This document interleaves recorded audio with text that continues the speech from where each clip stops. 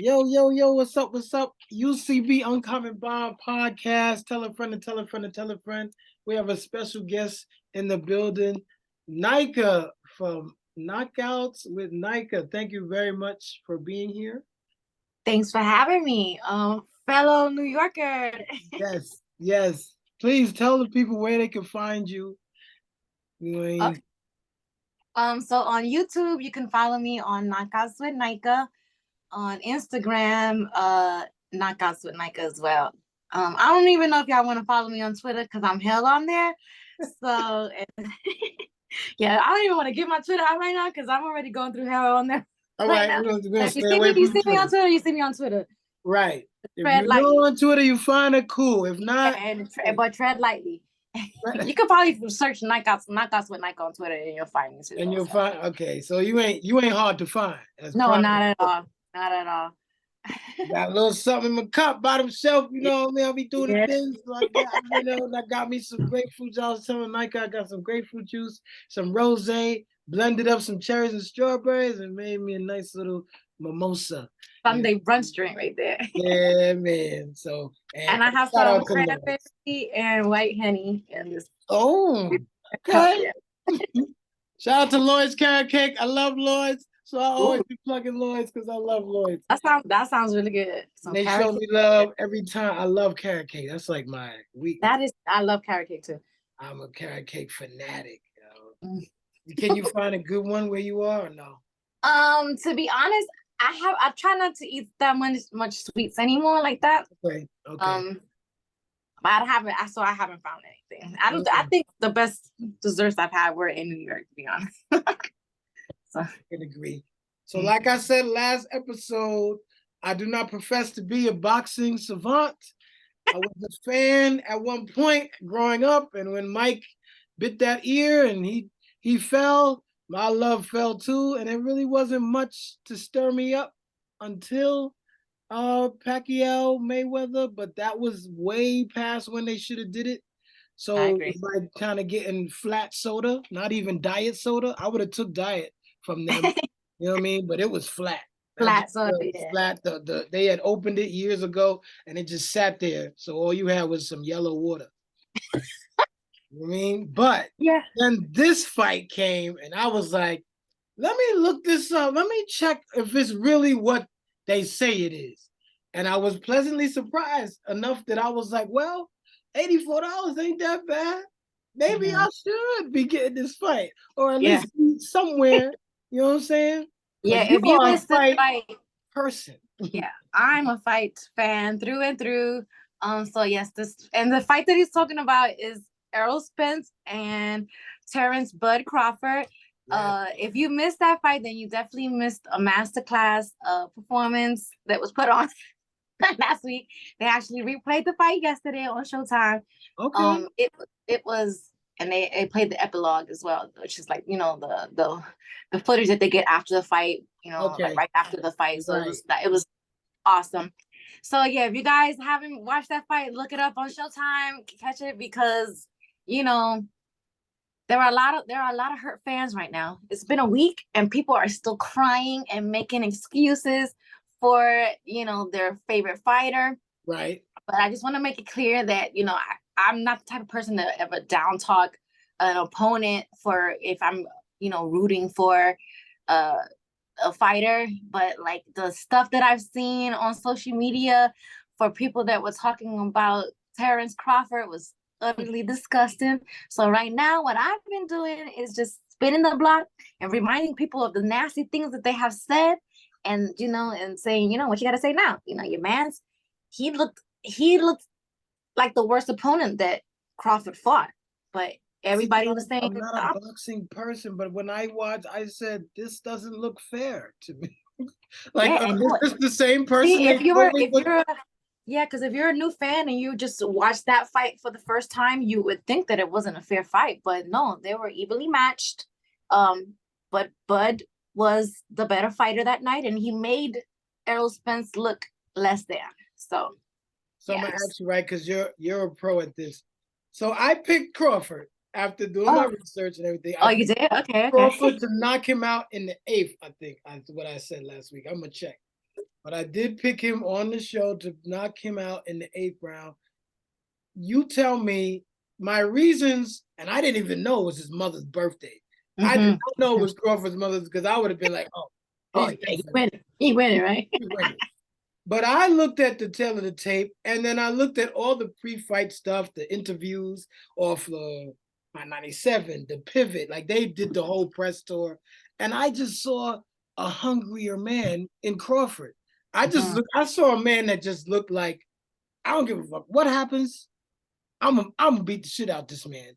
Exactly. Erol looked like, they were both class acts. I'll give them both that. Yeah. I've never seen a fight lead up like this with no like super trashiness. Trash talking. Yeah, they were definitely both classy fighters on the lead up to the fight. It was the fans that were making it nasty. Fans. I saw him call out a fan at the press. Yeah. Like, chill. Calling him bitch. He was calling him all types of bitch.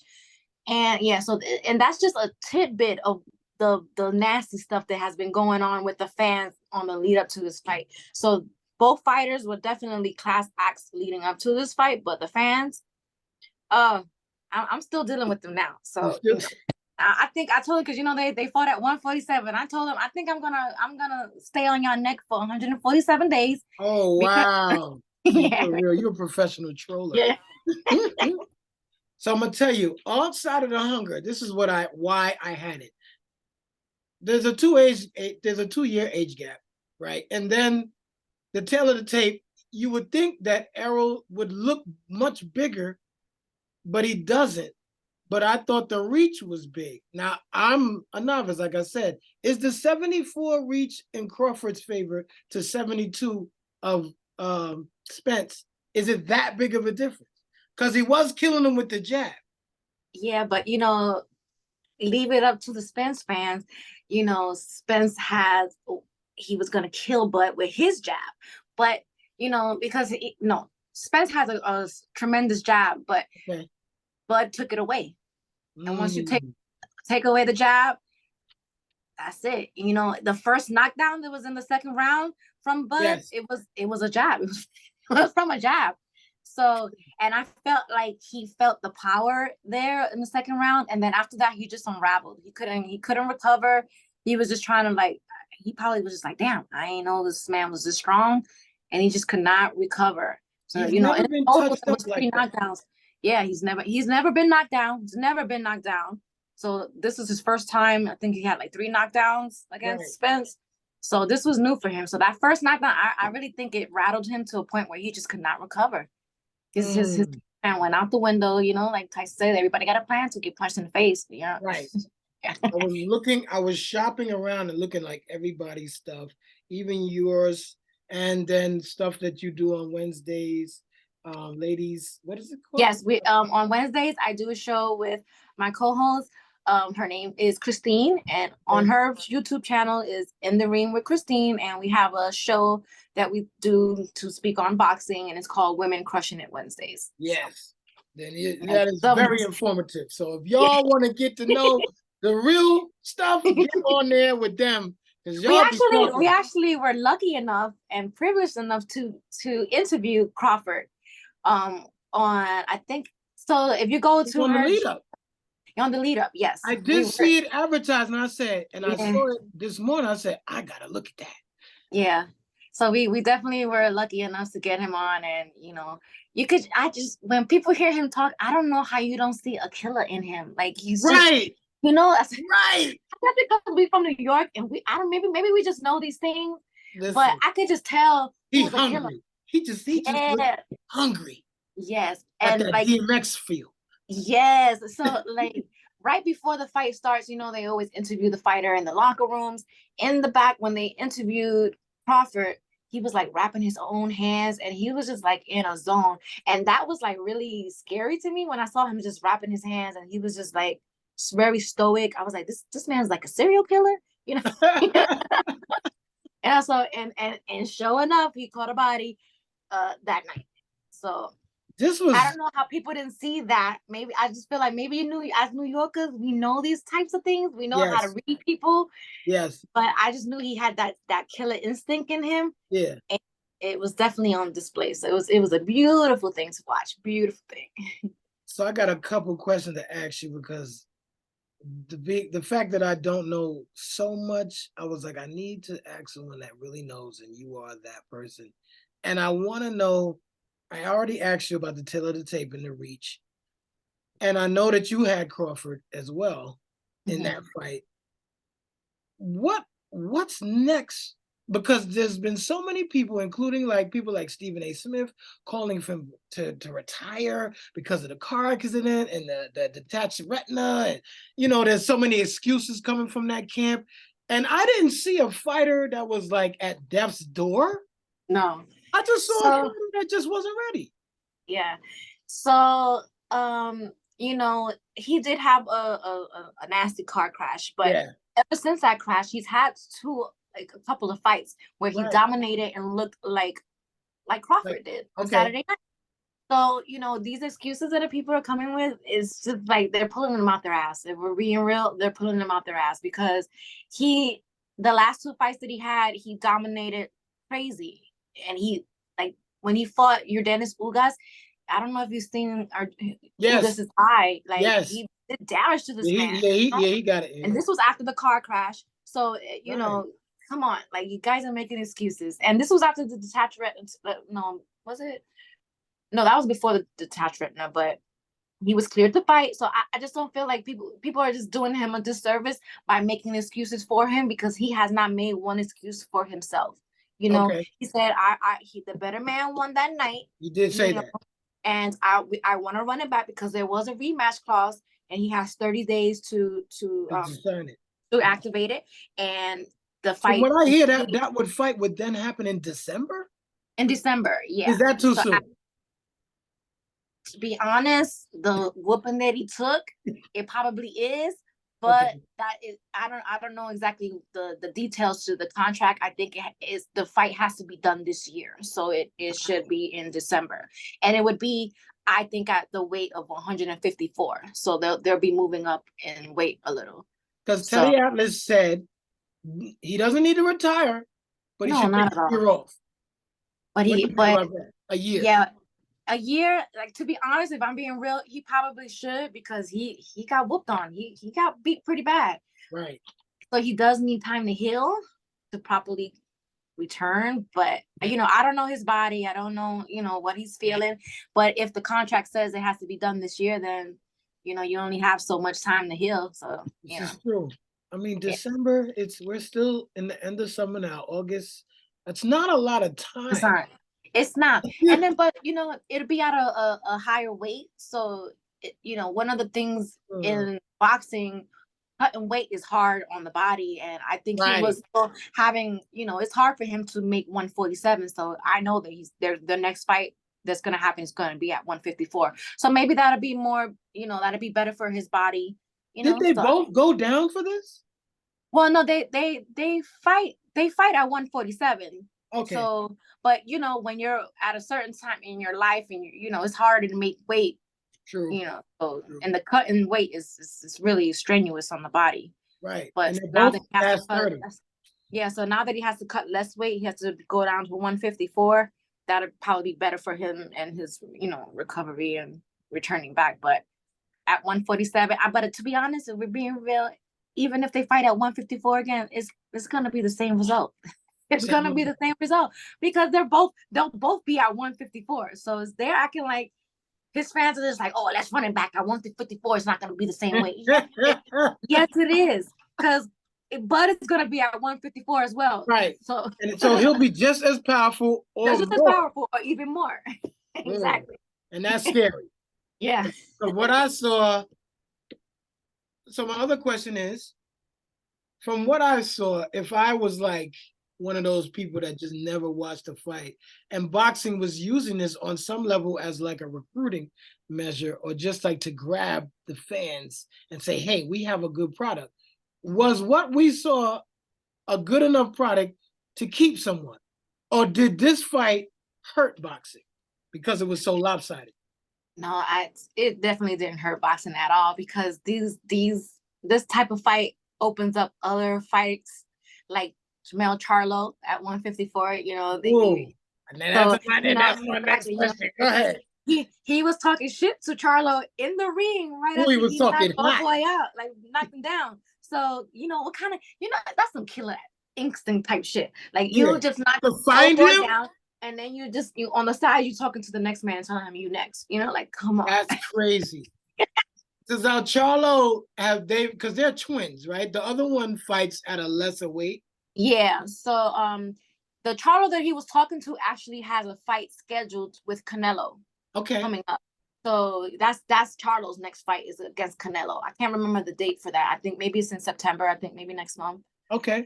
But he's fighting Canelo next, and I don't think he's gonna win that fight. But really? Even so, I don't think he's gonna beat Canelo. Absolutely not. Absolutely not. What is that? Well, now they're fighting at 154. I forgot the weight. Is it either 154 or 160? But he's not beating Canelo. Canelo is no, he's not beating Canelo. And he's not beating, and I don't think he's gonna beat Crawford either if they fight at 154. Like it's crazy. So, but as a boxing fan, I would love to see it. So, bring it on. But that fight definitely did not hurt boxing. If anything, it ignited a lot more fights that could be made against other fighters. So I could agree with that. I could agree because I definitely looked. I feel like they were already working on the next fight when he was talking shit to him in the ring. Yes. So that was actually really smart of him to do. Yeah, he had to have this mapped out. Yes, like I know what I'm gonna do. Yeah.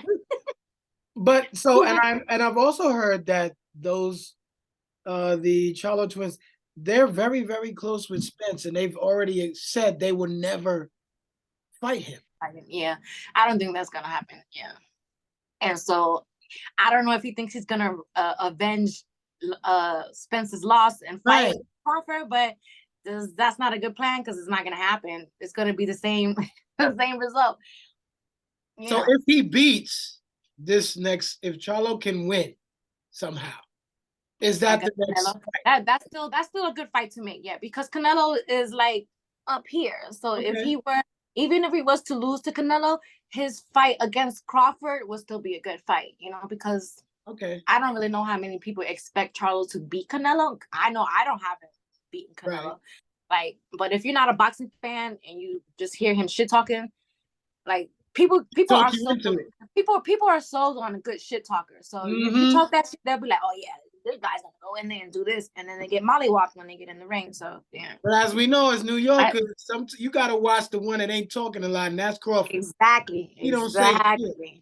See, because this press run that he did for this fight is the most interviews that he's ever done. Like he's not one of those people that does only, but this was a huge fight, so it was part of the this fight needed the interview so people can know his personality.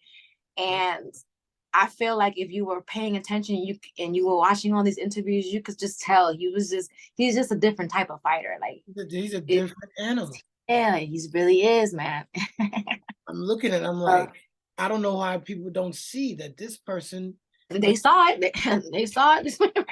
Well, they saw it on Saturday night. So after the fact, they have to learn the hard way. But as you and I think maybe that's a New York trait that it's a plus for us that we know we can spot a killer. It could be, yes, right. It's pretty much like I tell people, like when you watch or when you hear a DMX rap, like he just never sounded not hungry. Yeah, that's why it was always like, if he has an album, I'm getting it.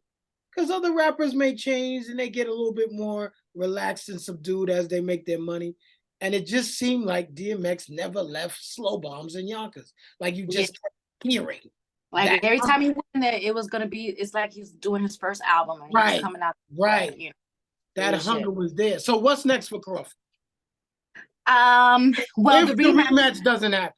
If the rematch doesn't happen, which I think it will, because Spence he's also an elite fighter, and he's one of those guys who's not gonna just like lay down. Duck it. Yeah, he's not gonna duck it. Yeah, because after the car crash, he went right into an elite fight, with another fighter. So he don't make excuses. Okay. He's built different as well. Right. So that rematch is definitely gonna happen. It's just gonna be at 154. But if something were to happen and it doesn't happen, I feel like Crawford would his next sights is on Charlo. So So he would have to wait till Charlo's done in September. With You're talking about win or lose, it's Charlo. Yeah, even if he loses to Canelo, I think that fight will still be made between Charlo and Crawford. Because Canelo he's in a class of his own as well. Like there's Crawford and there's Canelo. They're both elite fighters in a class of their own. So if Charlo was to lose to Canelo, I don't think people would hold that against him, and they would still want to see a fight against Crawford. So for sure. So now I'm gonna dig deeper into your expertise. Yeah, but I want to make it clear, people. I'm just a boxing fan. I'm not a commentator. I'm not a broadcaster like on any You're network. knowledgeable. Yeah, because I just love the sport, but I'm definitely just a fan that loves the sports, and I just love boxing. But I'm not a professional. I'm just a fan who loves boxing, and I just talk about it on social media. So. But when they talk about the history of the welterweights, you talk about the Sugar Ray Leonards, the Pernell Whitakers, the Roberto Durans, the Sugar Ray Robinsons, of course, Money Mayweather. You have Crawford. Pound for pound, they always say, well, pound for pound, Mayweather. Is this fight a case for Crawford being on that top 5 list? Absolutely. Because right now, he is the number 1 pound for pound fighter. Even if he didn't have this fight, he would be going into the Hall of Fame. He was undisputed in another weight class at 140. So like he's a 2-time undisputed fighter. So yeah, and now he has 4 belts. Yes. There's no other belts to get, right? Yeah, no, he got them all. He collected them all. Say he knows. Yeah. That was the last stone. Yeah. That was the last stone. Yes. So he is pound for pound the guy right now. Yes, absolutely. I mean, his record is what now? It's 40, right? 40-0? Because he was 39-0 heading into this fight. And they were both undefeated. So somebody had to lose their O that night. Right. So this is Spence's first loss. Yeah, Spence was 20-0. Yeah. Nice 20. This is his first loss. So somebody's O was gonna go that night, and it was Spence's. But if you're not in the boxing community, you don't hear all this chatter. But most of the fans that are fans of Spence, or they didn't have Bud winning this fight, Crawford winning this fight. Like it was gonna be Spence, a total domination. He was gonna bust his eye out. Because they were calling him the eye collector, and I feel like they were downplaying Crawford's resume, making fun of all the opponents, like cutting them down, which they did a disservice to Spence, because if you're saying that this man is such a bum, if Spence beats him, then what kind of reward is that if he beat a bum? Right. So you cut down his opponent, you're doing a disservice to your guy. You gotta say, hey, this guy is good. And if he gets beat, Spence beat the best guy. If you're saying, oh, Bud is a bum. If Spence beat him, then, what kind of accolade is that if he beat a bum? Right. This is true. Very good point. Yeah. So now with Crawford doing what he's done, now historically he's, you have to put him in that area of royalty when it comes to that weight class. So welterweight, is 147. If you go up, is it no longer welterweight? This is no. Yeah, it's no longer welterweight. That 154 is a different weight class. So okay. But they both agreed that because they've been at that weight so long that they both want to move up to the next weight, because it's hard on the body to make weight for these fights. It's very, very grueling. And then so they both would be more comfortable at 154 for sure, after being at 147 for so long. Because these boxers that fight at weight classes, they don't walk around at that weight all year or out of season. In regular life, they're like, so to speak. yeah, they're 20 plus pounds or even more, you know. And then when they're preparing for a fight, they start cutting down, and it's hard on the body. So 154 is a better weight and more comfortable weight for them at this age. Right. Know. So this will be interesting. If they were to have this next fight, they would be going up at more comfortable weight. And more comfortable weight. But people think this is going to be an advantage for Spence, and they think it's going to be this killer that we didn't see on Saturday. Just if that killer was whipping your ass at 147. He's gonna do the same thing at 154. Yeah. You know, like, because they're both will be at 154. When people say that, they make it seem like it will just be Spence at 154 and then Crawford will still be at 147. No, they'll both be at 154, so they'll both be bigger, they'll both be stronger. So it's still gonna go the same way. And if you felt that power at 147, you're gonna feel it at 154 as well. Right. Sorry. And, you know, sorry. And you know, when I was watching the replay yesterday on Showtime, because I was at the fight there, and you don't get to hear the audio. So when I rewatched the fight yesterday, after the third round, I think I could have sworn I saw him mumble that motherfucker fast like that. He said that motherfucker fast because he couldn't get out the way. He was getting hit with everything. Yeah. So fast. You brought that up because I looked at pre-fight and you see like some of the past fights. Crawford does this thing where it's like he's southpaw, but then he'll hit you with the unorthodox, and it's like, whoa. He didn't even have to do that, to be honest. He was dominated in one stance. He didn't even have to do that. But if he needed to, he had that switch that he could hit and switch stance. But because the only round it seemed like maybe Erol is onto something was the first. With the first. And that was it. And Crawford said he felt it, he got a hit, and he was like, that's it? Oh, it's gonna be a long night for Buddy. Exactly. So damn, when he did knock him down in the second. Yeah. I feel like not only did he never recovered.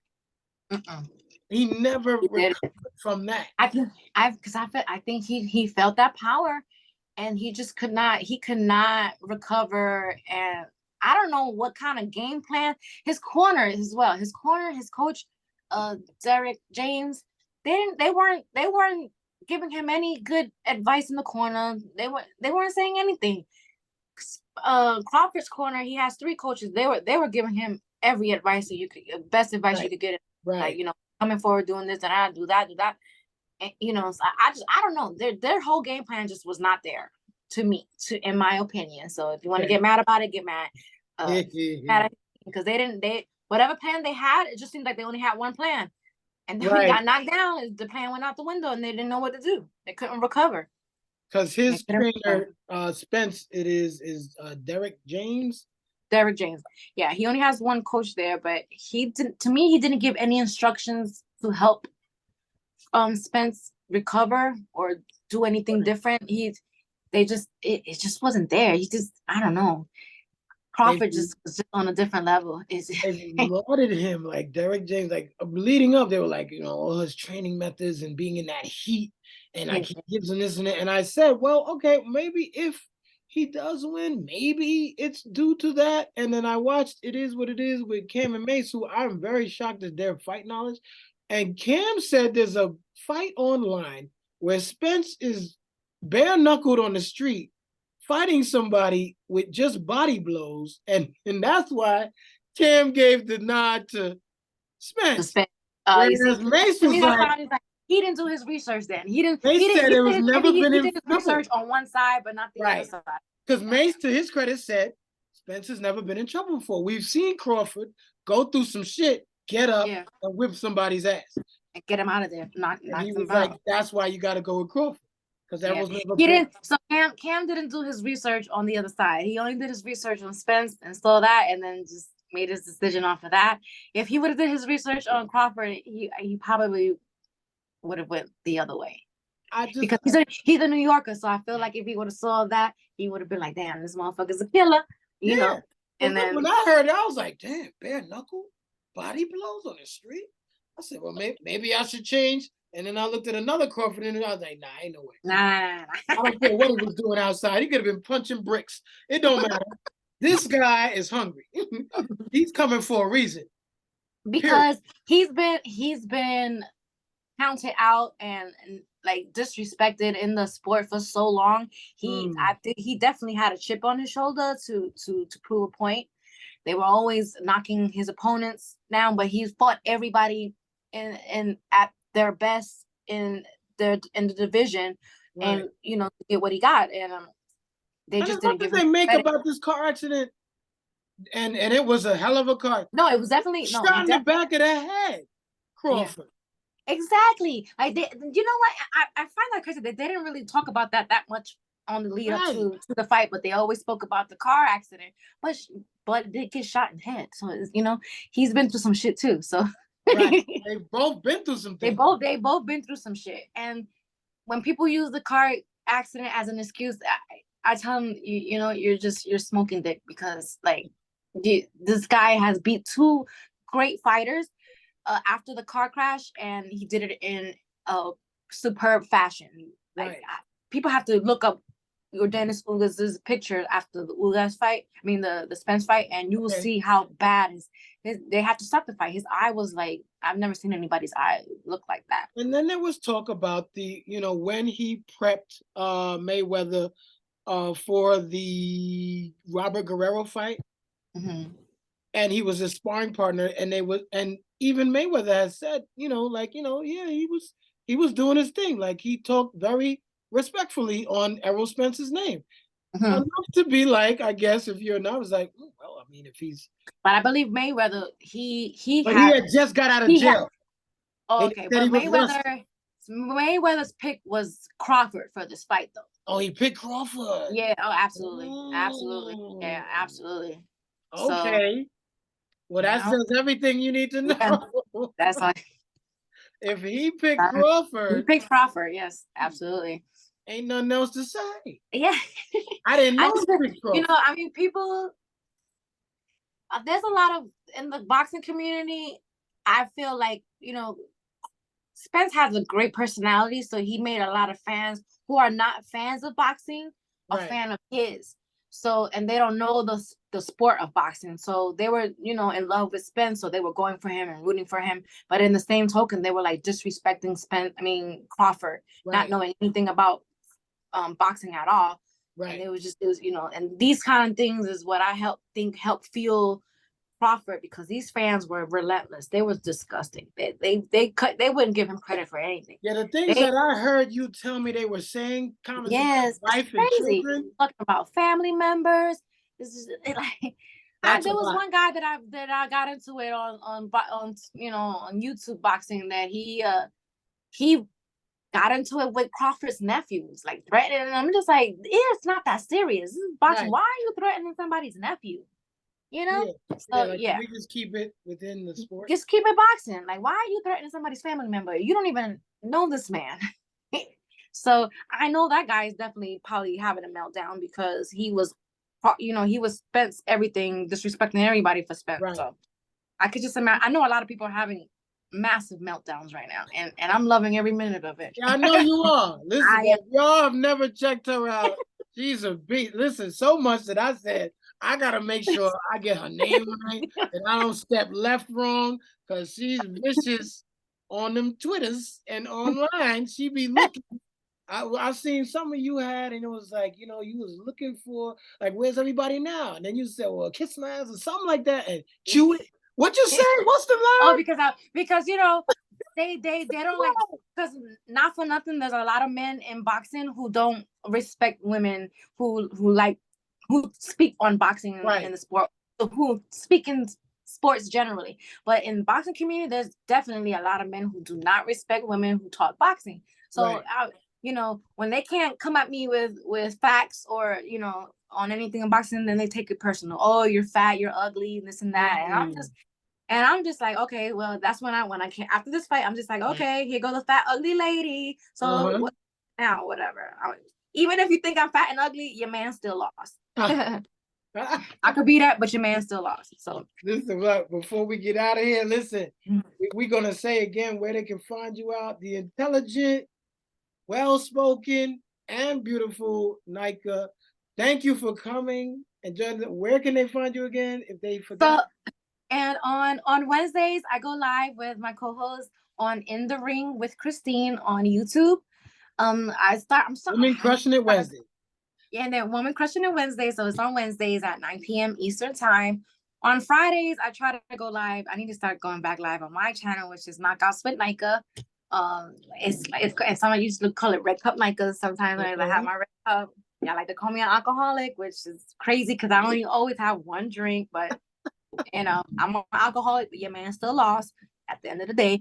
On Instagram is also Knockouts with Nayka. So thank you so much. Thanks for having me. I appreciate you having me on because there are a lot of men who do not really respect women who speak on sports. Respect it. UCB, Uncommon Bound Podcast. Tell a friend to tell a friend. Check out Nayka. Check us out. Thank you again for coming. You guys be safe, be well, drink responsibly, and we'll see you next time. Thank you.